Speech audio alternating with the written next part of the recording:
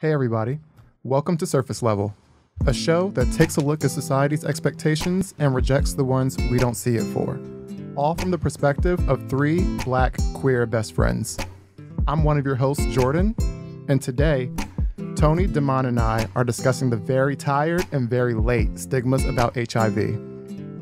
How has being HIV positive affected one of our lives?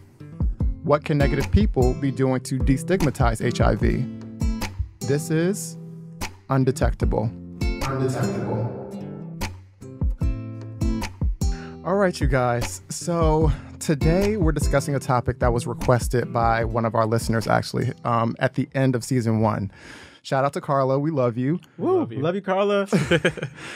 There's so much misinformation around HIV, so we're happy to have this conversation with Dimitri Moïse, an actor, editor, and national HIV activist. We'll speak with him later in the episode, but first, let's play a little game with the three of us. All right. Okay?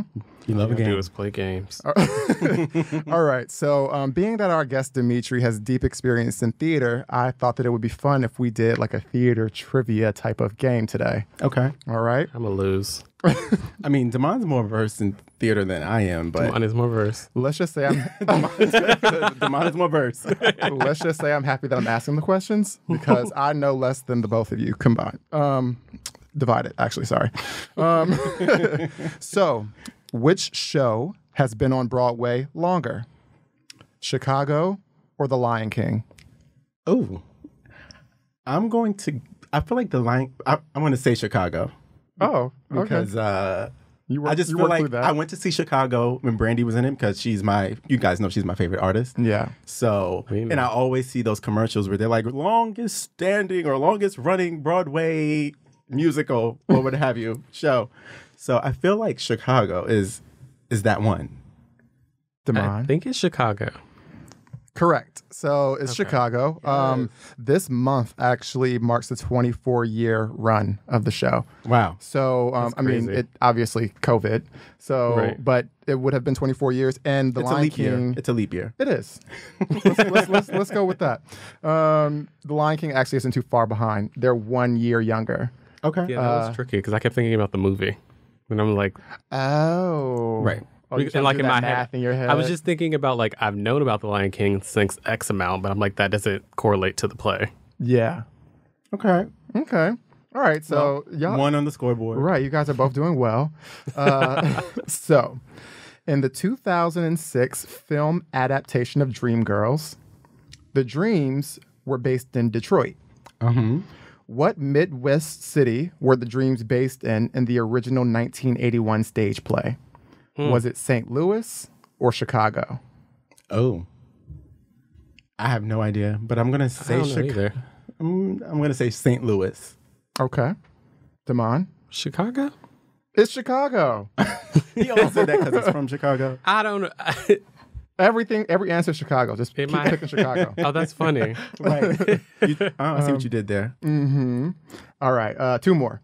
After Paris is Burning, but well before Pose, we had Terrell Alvin McCraney's off-Broadway ballroom-centered play, Wig Out. Mm-hmm. Terrell Alvin McCraney also wrote the story for which screenplay? Is it Moonlight or Holiday Heart? It's Moonlight. Oh, You sound very he said confident, that very Damon. confidently. So I'm going to just say Moonlight. I did see Moonlight, but I don't know the other. I'm gonna just take Damon's answer. what happened to cheat and make it different? Cheat and make it different. No, it is Moonlight. He wrote that as a drama school project, and it was actually originally titled "In Moonlight, Black Boys Look Blue." Okay. And then they turned that into the movie that we all know and love. Last question. The three of us saw a play together last year titled 1 and 2, which explored HIV among Black and queer men. My final question, my bonus question, is how many total actors were in that play? Is it 2, 3, or 4? 3. Was it 3? Was it 3, Damon? Yeah, it was 3 or 4. 3 or 4. Spring, summer. I hate it. I hate multiple choice. Okay, 3. Maybe I made that too easy. Yes, it was 3. Perfect. I feel like I won. Kind of. Wait, did you? I swept all the answers. Oh, yes, you did. Okay. I'll make it harder. Congratulations. Speaking of that statistic, so let's kick off in our conversation. So according to a 2016 CDC report, if HIV rates if HIV infection rates persist at the current rate, 1 in 2 Black and bisexual gay men will contract HIV in their lifetimes. Like, when we think about the framing of that statistic, how has that impacted your perception of HIV within our communities? Jordan, maybe we start with you. So I think that I had 2 different experiences with it. So I think that I can talk about my experience or perception of the community before I actually was out and felt like I was part of the community and had mentors in the community. So let's just talk about like when I was younger. Okay. I think that there was, for me at least, there was a lot of paranoia surrounding sex and just like anxiety around being tested. I always sort of think about a scene that really resonated with me was in Sex and the City when Samantha got tested for HIV and she was just like, she passed out in the clinic like that because she was so anxious on her. Always a white woman. What? Understandable. That really hit home for me. I watched a lot of Sex and the City before I moved to New York because it got me excited about moving. But yeah, I feel like that sort of like aligns with like the anxiety that and the paranoia that I had around it. And also because of that, I think I attached a lot of shame to just having sex in general. And I think that, you know, in my younger years, I sort of viewed the community as inherently bad as opposed to just victims of poor health crisis management. So I think that listening to like the older generation sort of talk to me about the community sort of shaped how I felt about, you know, HIV and how it, you know, relates to our community. And I mean, if you think about it, like before the 60s, I mean, sodomy was illegal. So it like the people that were raising us, they have very different viewpoints on gay people and gay sex. So I think that was just like sort of really shaped me. But now, I mean, I'm definitely I have a lot more information. I think that we're living in a time with like preventative medicine and more effective treatment. And I just think that at this age, I sort of see HIV as a opportunity to bond with the community as opposed to create division within it. Nice. Yeah. What about you, Damon?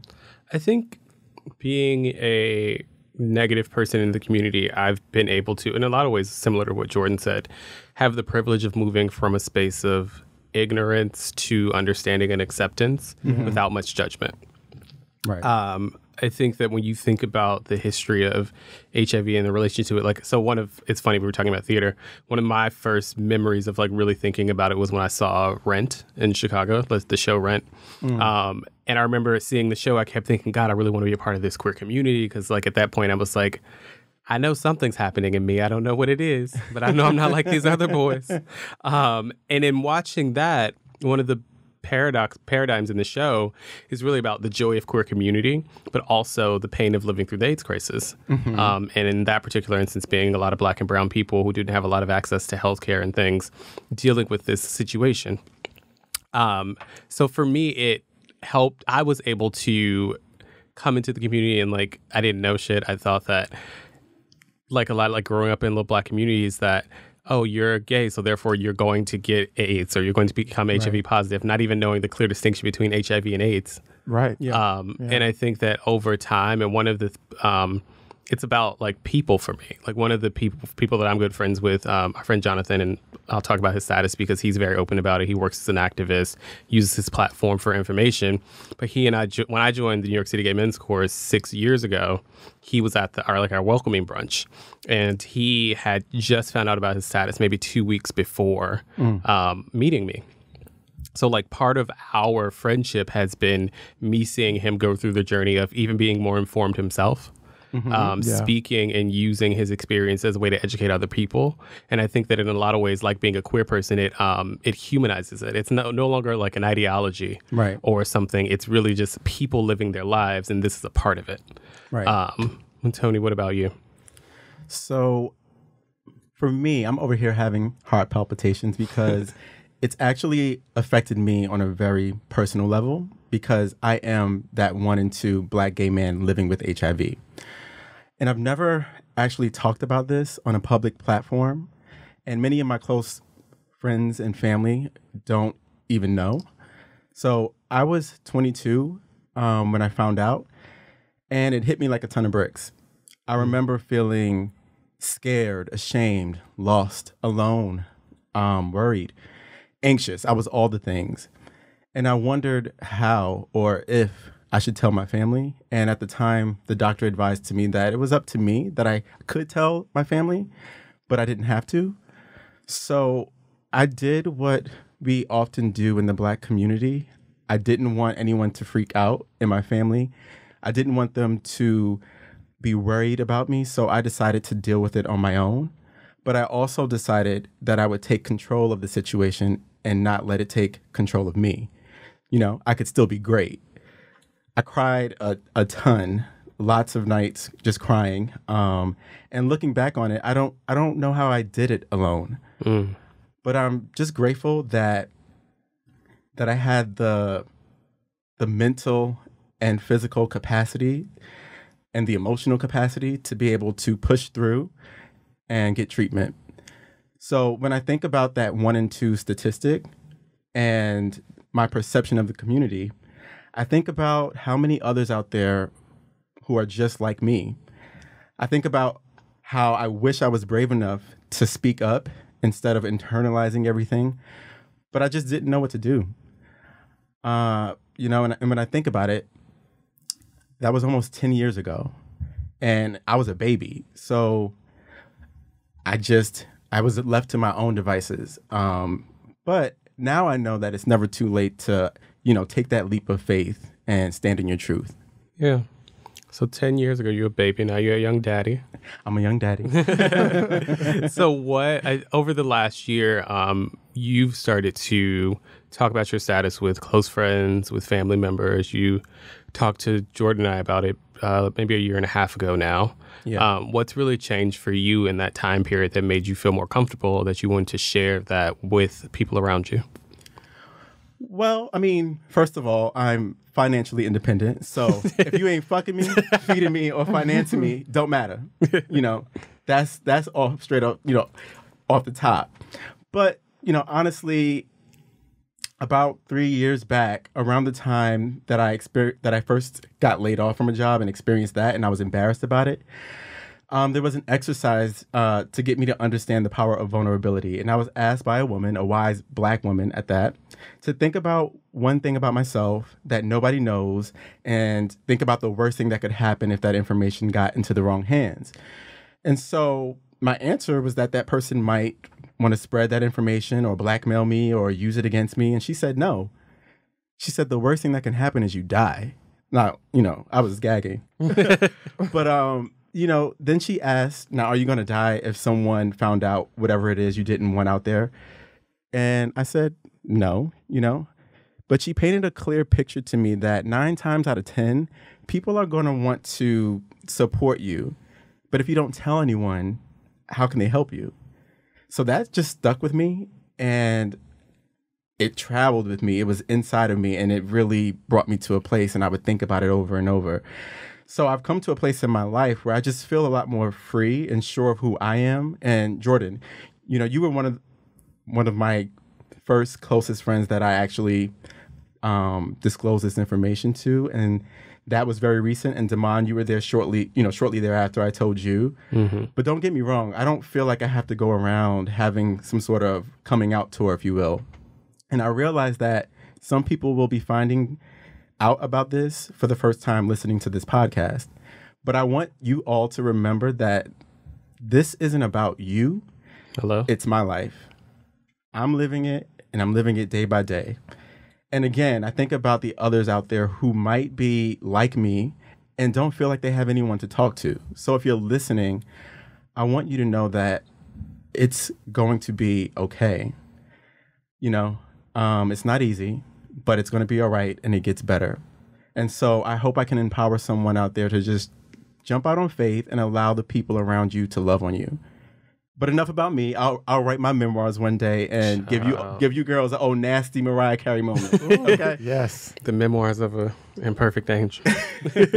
Well, so we've kind of shared a bit of our experience, and I think now's a fun time that we could bring in our guest, Dimitri. Yes, I'm really excited. So let's expand our circle a bit, guys. Right. So we're really excited to have someone here today who we know is going to bring something special to the conversation. He's an actor whose theater credits include The Book of Mormon and Beautiful, the Carole King musical. He's an editor, a national HIV activist, and co-chair of Claim Our Space Now, a nonprofit that is emboldening urgent action to dismantle white supremacy and save Black lives. Get into it. Not to mention, he also starred in As Much as I Can, a play created to humanize the HIV crisis among gay and bisexual Black men. What a resume. I can't compete. I don't know if any of us in here can. But today we welcome Dimitri Moïse to our surface level family. Hey, welcome. Hi. Hello. Thanks for having me today. Thanks for joining us. Yeah, thank you for being here. So, Oh my gosh, that resume. I hate listening to it. It's so funny. you deserve every second of it. Also, get into it made me scream. You know, I'm silly, so. So before Tony gets into the interview segment, something about this podcast is that we always play games to just sort of like let people like see the fun side of you. And so I think that it'd be great if we played a game to help the listeners learn a little bit more about you. Okay. So we're going to play like a this or that style type of game. Is that okay? Oh my God. Yeah. Okay. All right. So Tony just mentioned that you performed in both Beautiful, the Carole King musical, and Book of Mormon. If you could only choose one production, which would it be? Coming in hot. Gag. You're coming in hot, my lord. You know, I'm going to go with Beautiful. Don't tell anyone. We won't. Don't tell anybody. If you're listening to this, do not tell anybody else. It's our secret. Just between us squirrels. Paris, France, or Brussels, Belgium? Brussels, hands down. Okay. Nice. I need to put that on my list because I've never been. I went to Brussels in the before times. I was working with a nonprofit based in Milan. And we got to spend some time in Brussels for an event. And it was honestly one of the best places I've ever been to. And I literally am dying to go back. Yes. When, we can do that in the world. Right. We'll love that. My friend went there and was obviously the only thing at that point that I knew about Brussels were waffles. Brussels sprouts. Well, oh my God. Well, I live for those too. All right. Paris is totally fierce, like who doesn't love Paris? But something about Brussels is just, anyway, it's so chill. All right. So if you had to pick one love language, which one would it be? And I'll say them out so that the listeners can follow along. The love languages are words of affirmation, acts of service, receiving gifts, quality time, and physical touch. Mm-hmm. I would say I can only pick one. Mm-hmm. Okay. Acts of service. We love it. No, that's mine. Clean the house, please. It is. I love acts of service. Yes. All right. So would you rather attend the Met Gala with Lady Gaga or the VMAs with Ariana Grande? VMAs with Ariana Grande. Yes. Y'all, whoever's listening, if y'all know me, the way I stan my Princess Ariana, like, Mm-hmm. Oh my God. I love Gaga too, but I'm just a true Ari stan. So I was listening to My Hair on the way here and Motive on her new album that just came out last week. All right. Position. Mm-hmm. Yeah. Get into it. It's cute. I like it. House party or club party? House party. Wine or cocktail? Wine. Okay. Cancel Amazon or cancel Uber? I know. Cancel Amazon. Okay. Ooh. No. That was emotional reaction. That's a hard one. Was that a hard one? I'm sorry. Knowing the future or living in the moment?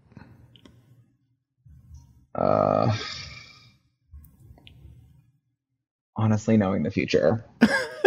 I don't blame you. And lastly, would you rather be a Hollywood star or a Broadway icon? right now. A Hollywood star, yes. Cut the check. Cut the check. Cut the check. Mm-hmm. But no, really, Dimitri, it's a pleasure to have you here today. And I just told a really, emotional, vulnerable side of my story and shared that on this platform. But I kind of like to start where we left off, because it was that was a big step for me. But when you found out your status, which was only in the last few years, it seems like you didn't hesitate to use your voice. So tell us what inspired you to take your story and use it as a platform for advocacy.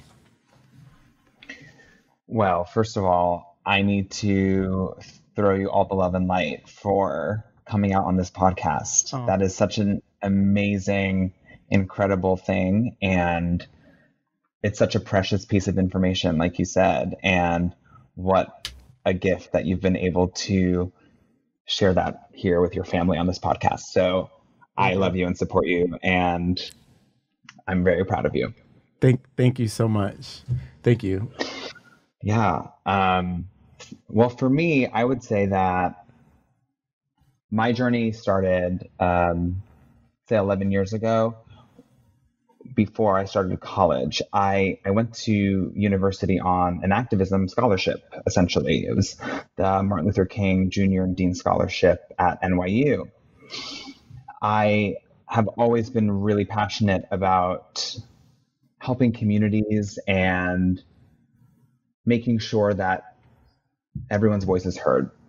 I had a really traumatic coming out experience going into college, and I remember telling myself, if I never, if I can make sure no one ever feels this way again, the way I felt in this experience, I feel like I'd be doing my job.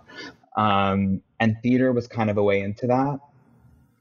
I got to live another person's story, leave my life and forget about myself and leave all the self-hating things behind and step into this character that I could live and thrive in, and know that I was good at singing and good at dancing and good at acting, and I could share those gifts on stage or on screen.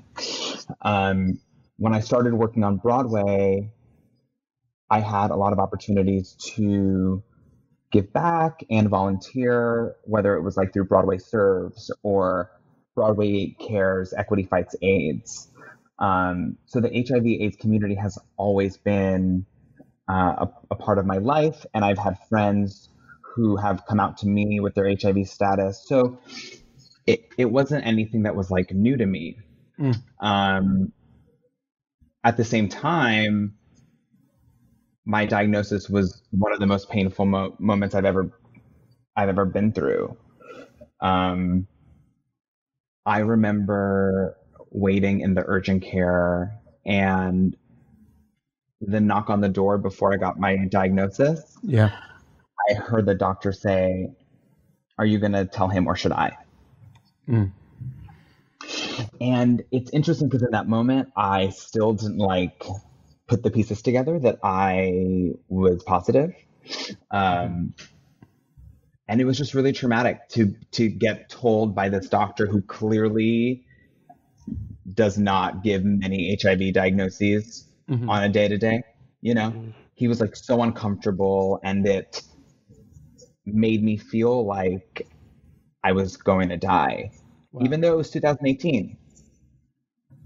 And at the time I was managing a magazine, as managing editor of Chill Magazine, which was a magazine that was geared toward millennial men of color, and we were really breaking barriers in the editorial industry as it related to just reaching out to Black men who are not in the monolith that we see Black men as, or that society sees Black men as.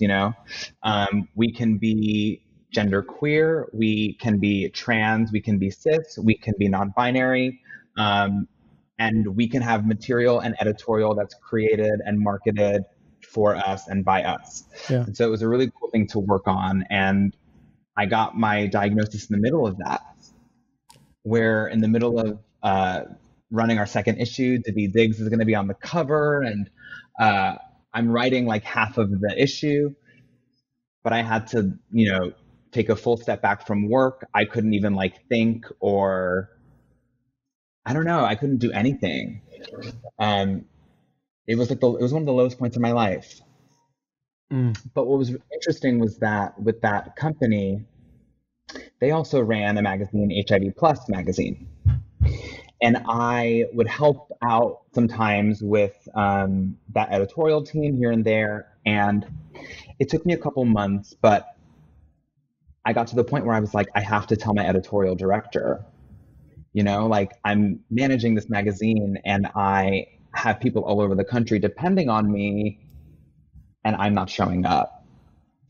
And it was difficult because she was one of the first people on the front facing side that like outside of my really close circle, I was telling. Yeah. Because it was affecting my life. Like at that point, it was like, what else are you going to do but just come out and tell the truth? And she was the one who convinced me to start sharing my story. I confided in her, and as someone who has lived through decades and decades of friends confiding in her and coming out to her, and seeing friends die in the 80s, the 90s, she was a mentor to me. And I got the chance to really spend time opening up to someone who was ready to help me get to a point where I was confident and even just like ready to start sharing my story, because the only thing that was really stopping me was me. Yeah. You know, and the stigma that was living in my head of just like the shame, the guilt, the self-hatred, the internalized homophobia, like you could literally go on and on and on. And she really got me to a point in realizing that like I was the only one that was stopping me from sharing this. And I'm really blessed to have already been given a platform where, you know, some people like give a fuck about what I have to say. Excuse my French. But, you know, putting all of that into perspective, when I got the opportunity to, you know, come out on HIV Plus and through this like whole spread, and quite honestly, it was very privileged. The way I came out. It was still really scary, but I knew that my story was going to hopefully help someone in the Midwest or someone in the South or someone who, like me, I know y'all feel this, like growing up, we never got to see anyone on screen who looked like us. Absolutely. You know?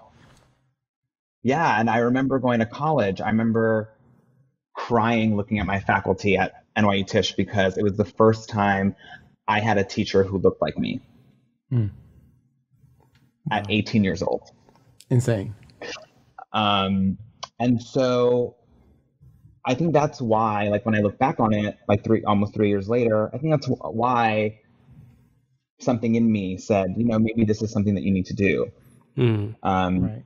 Because now I'm seeing that my story is helping so many people all over the world, and I'm really grateful for that. And it's allowed me the chance to also like deal with the trauma, live with the trauma, and not try and hide it. It's always going to be there. So why not like make friends with it? Right. That makes a lot of sense. And you know what? Thank you for sharing that, because it is truly an inspiration when you have an example, someone that's brave enough to step up. And it's really a good segue to our next question, because I think that one of the things you deal with when you get news like this is acceptance. And we're curious to know, what was more difficult for you, self-acceptance of your status or external acceptance from others, whether it be friends or family? It's so funny. It's self-acceptance. Huh. I think when I was coming out, I thought it was external. I was like, you know, my agents are going to drop me. I'm never working again. My family's going to disown me. all my friends are going to turn their backs on me. Like I had all these like Final Destination style, and I was like, my life is going to be over. But really, it was me that needed to deal with accepting myself. Right. Wow. I mean, I think about that too because it starts with you, right? Truly. And so, you know, it starts from within. But that I didn't know. I thought you would maybe answer differently because I think some people think about the family and the friends and, you know, that acceptance from others. But when we talk about destigmatizing HIV, I want to address what it means to be undetectable. So according to the CDC, a person living with HIV who takes treatment or gets treatment as prescribed and stays virally suppressed or undetectable can stay healthy and has effectively no risk of sexually transmitting HIV to HIV negative partners. So keeping this in mind, on the topic of disclosing status to sexual partners, in your opinion, do you think that it's 100% a requirement for people to disclose their status before being intimate? Before I answer that, going back to the external acceptance of others, Go. I think that is obviously such a huge issue for so many people because, again, stigma and discrimination is alive and well when it comes to HIV in the Black community. But touching on what you're asking me about right now, about being undetectable, I think it's so important for us to be educated about what that means. You know, as someone who is undetectable, I have to adhere and make sure that I'm keeping on my medication every day and that my regimen is daily. But if I'm undetectable, I cannot transmit my HIV to anyone. And I think that is a huge part in what people might be scared of when it comes to meeting a person who's living with HIV because of lack of education. And so I think with having others accept you, the fear is obviously always going to be there, but the science is on our side. You know? And if we educate ourselves on really making sure that the people that we're disclosing to can understand and really put context around ourselves as people living with HIV and not just this like scary virus or I think it's a disease that's going to get me, but rather, we have come so far that HIV is easier to treat than diabetes. And so I feel like when it comes to disclosing to a partner, I think that really is dependent on the person. You know, I don't want to tell anyone how to or when they should disclose. Right. Keeping that in mind, there are states in the US that criminalize people living with HIV.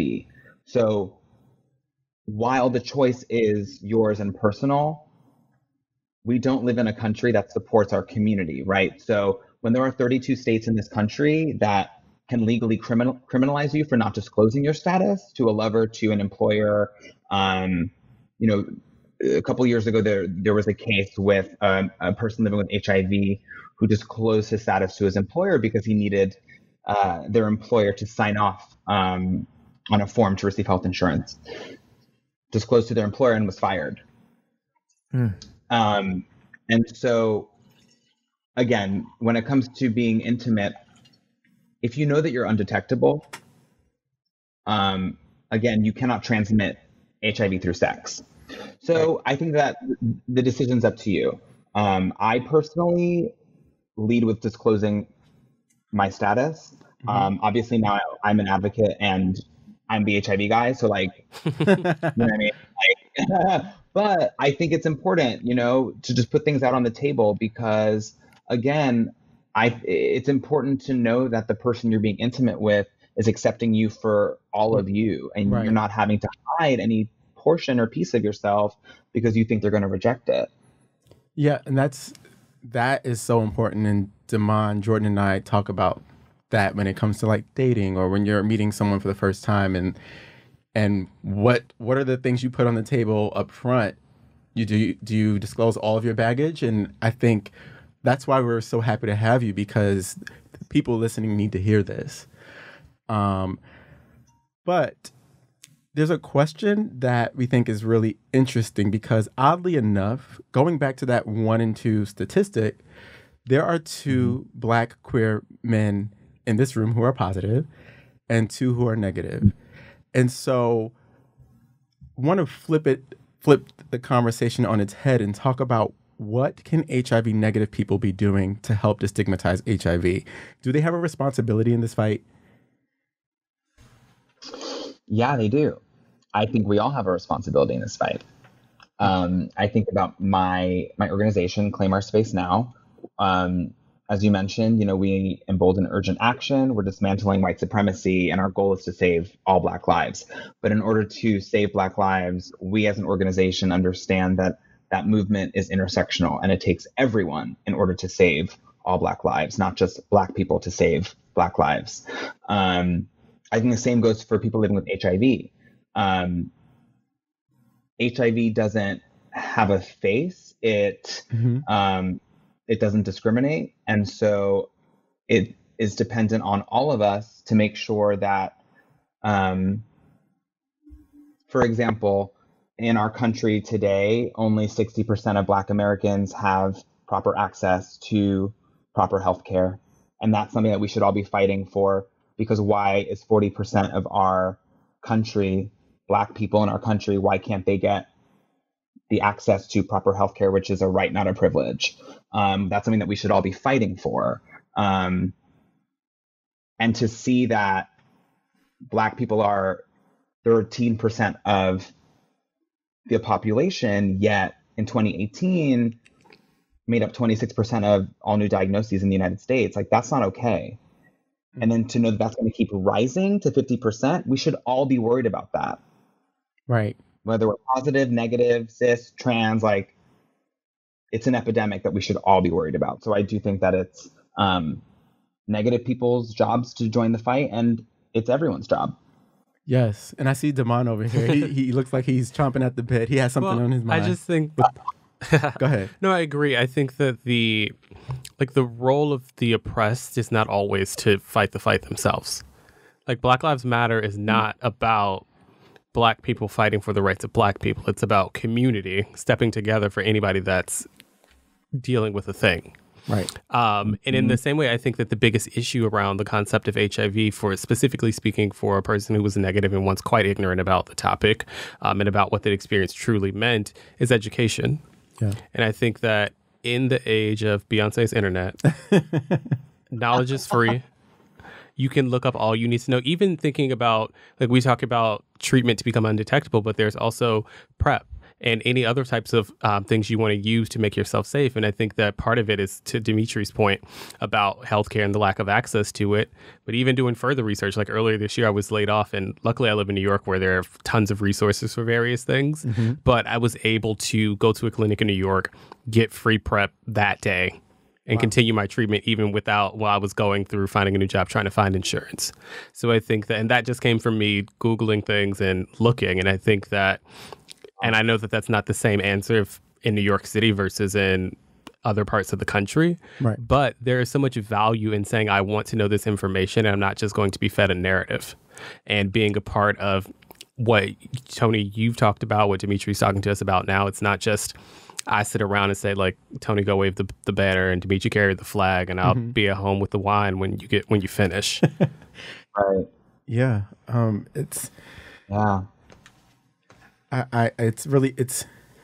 I love everything you just said, because I think people do, like, they're afraid. You don't know what to do, and if you are in a smaller city or town, you feel alone. And even if you are in a big city or town, you feel alone. So I think the more that we can talk about it and give a platform to this, the more we should be doing that. So, Dimitri, let's see. Tony. As we mentioned when we introduced you, you're not only an activist, you're also an actor. And there's often intersectionality between activism and art. So we're wondering, what do you see, or how do you see the two coming together even more once Broadway is back, coming out of today's social climate? Mm. Since you wanted to, see the future earlier. So. Ooh, child. I don't know what it's going to look like when we come back. But what I will say is I am very happy to see such a movement toward racial equality. I know that it's something many Black artists, especially those of us who have performed on Broadway, have talked about in inner circles, have, swallowed our whatever to talk to the producer to make sure we don't come off like the, ungrateful or one that has an attitude. So I'm really happy to see that people are actually hearing us. And it's really sad that it took something so fucking unfortunate to make people like really wake up. Yeah. But I think that it's going to be really important because it's going to be interesting to see like when Broadway comes back, what happens? How will producers start to think about what types of stories they're going to tell? Are they going to think about telling stories that have been made to be historically disenfranchised in the past, knowing that it might not get them as much money as it would putting the cute, skinny white girl and handsome, tall, dark, and handsome, racially ambiguous man? Do you know what I mean? Like, yeah. Or racially ambiguous woman, whatever. Are they going to really commit to telling those stories? I think about a lot of theater organizations that have been coming forward in support of Black Lives Matter. Mm-hmm. I would, love to see a photograph of your board. What does your board look like? And are you going to take active steps in making sure that your board, who's making decisions on behalf of the organization, represents the audiences, represents the actors and the people who are working for the organization? Right. I think a lot of it's going to really depend on showing us that they are changing. And I think about Gen Z and in the editorial space, we think about like, who we're targeting and who we're marketing and who's this age group and what do they like and whatever. But like Gen Z, legitimately, when it comes to marketing, they catch the bullshit right away. They're not interested in the celebrity ad. They're not interested in the little flashy cute. No, they want to know that you went to the place, you're covered in mud, you did the damn thing, and you're doing the work. They want to see it. And people are going to call bullshit now. It's going to take more than a social media post. It's going to take more than a letter from the president. It's going to take actual change and policy implementation. It's going to take showing that we're going to write a diversity report and we're going to audit ourselves to make sure that we're holding ourselves accountable for our inclusivity practices on and off stage. So I really hope that it goes in that direction. We will see. I don't know. There's so many layers to pull back on the situation, but Damon, you got a thought on this? No, it's funny. I was just thinking I would also love the concept of us telling our own stories in larger platforms. Yeah. So like last year, actually, Dimitri, you were in As Much As I Can, I believe was the name of it. And me and my friend saw that show. And I thought it was... I was sitting in the front row, like by the stairs. So I was the person who like the drag queen calls out as they get help up the stairs. And it's like an immersive theater experience. So like they're acting around you and so on. So I was very embarrassed in front of a room. But what I will say is that it was a really, it was a beautiful story about a serious topic told through the lens of our voice, through our eyes, through our ears. And I would like to see more things like that. I think Slave Play was a great example of that this past year. Tony and I went and saw it. Or Jordan saw it too, sorry. And I would see. It was one to watch. It was one to watch. Yeah. And it's just shall give us our own stage. Our own directors, our own just fund it. Cut the check. Well, that's the thing. It's like, okay. Well, that's the thing. It's like even my partner said to me earlier today. He was like, "It's so funny. Like we were listening to one of my good friends who was Cynthia Erivo's understudy in the revival, just watching her sing I'm Here. Because I was like, you need to listen to Brie. She's amazing. Anyway, my partner was like, isn't it so funny that the revival of this was directed by an old white man? Wow. And I was like, yes, thank you. And my partner's white. Like, he's like, wow, like that something's wrong there. You're like, And actually, that's not to say, you're like, actually, it's not What? funny. okay, actually, it's a problem.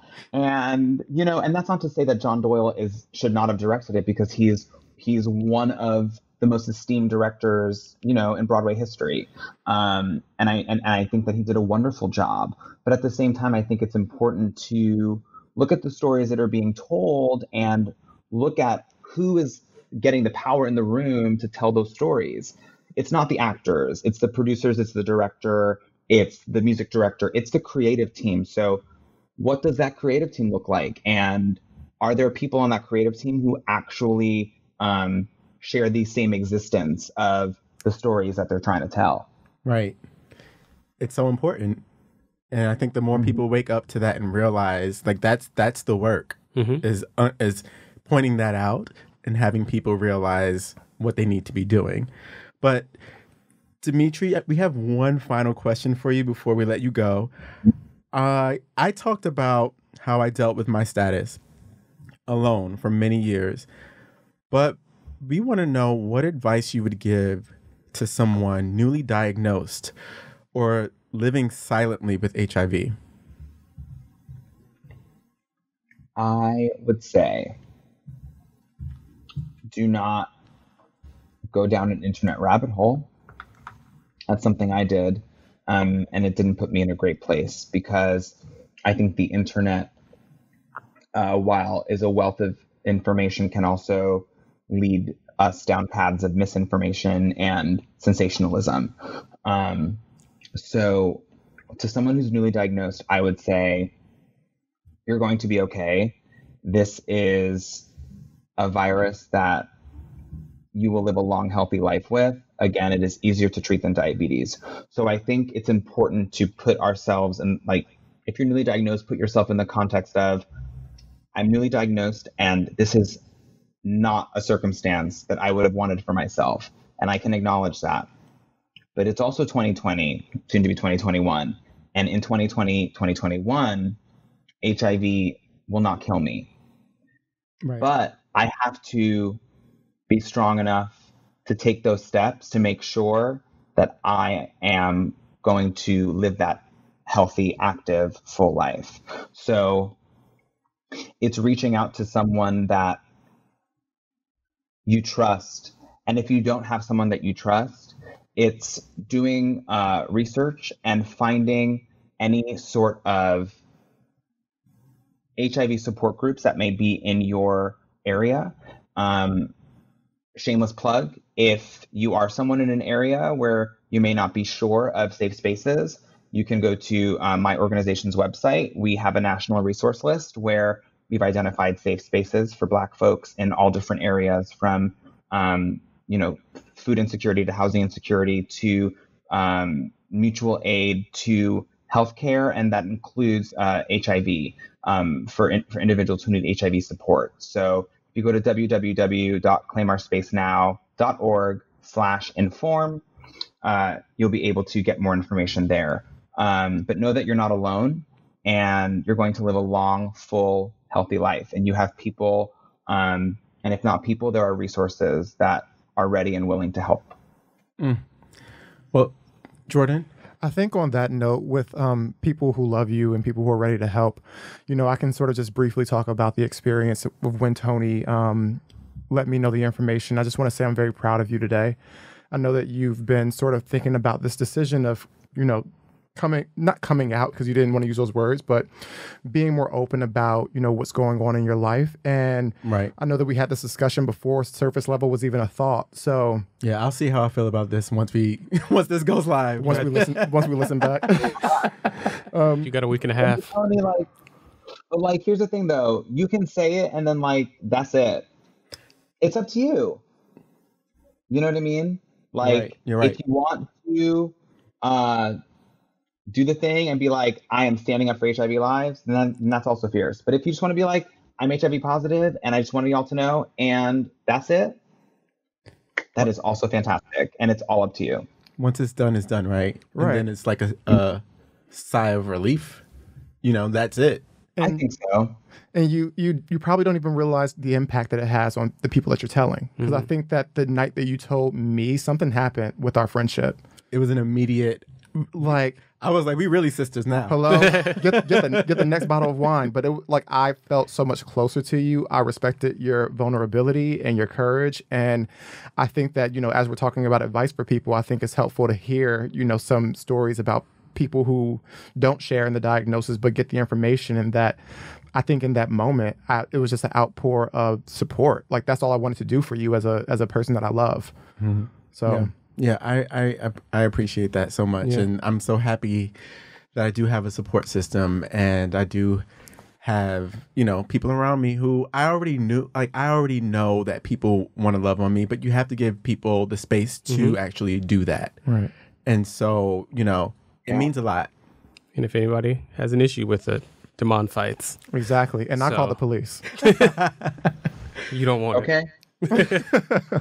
But Dimitri, we want to thank you for your time today, because this really means a lot. Like, you coming on to our platform and sharing in this experience with us and helping us to help you and us, each other, like, be this, family and destigmatize HIV. I think this is going to be really powerful for our listeners.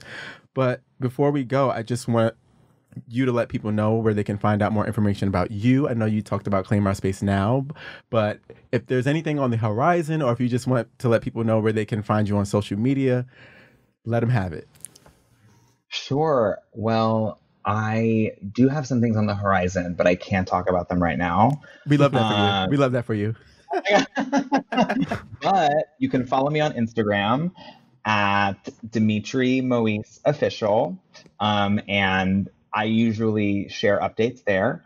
In terms of Claim Our Space Now, you can follow us on Instagram at Claim Our Space Now. And you can find us, and that's on Facebook, Instagram, Twitter. And then you can find us online at www.claimoursspacenow.org. What I will say is that with Claim Our Space Now, we're starting a Giving Tuesday campaign on November 10th. I'm not sure when this is coming out, but December 1st is World AIDS Day, and it's also Giving Tuesday. So we're going to have a campaign that's leading up to December 1st, and we're also going to have a live streamed event in conjunction with World AIDS Day on December 1st. So we'll have some really exciting people who are going to be a part of it, and it should be very, very, we should hopefully get to raise a good chunk of money, and the money will also, a portion of the proceeds will also go to an organization that's focused on HIV in the Black community. That's yet to be decided which organization. So follow Claim Our Space Now and get into our Giving Tuesday campaign. All right. And that's the net on that. And that's that on that, okay? All right, so that's all the time we have this week. If you want to learn more about the topic that we discussed, you can visit the CDC website for general information, or community organizations such as the Gay Men's Health Crisis or the Black AIDS Institute. And let's keep the conversation going. If you have any thoughts or questions, you can ask us at surfacelevelpodcast.com. And if you enjoyed this, please rate, review, and subscribe. You can stay updated by following us on Instagram and YouTube at Surface Level Podcast. And remember, stay curious.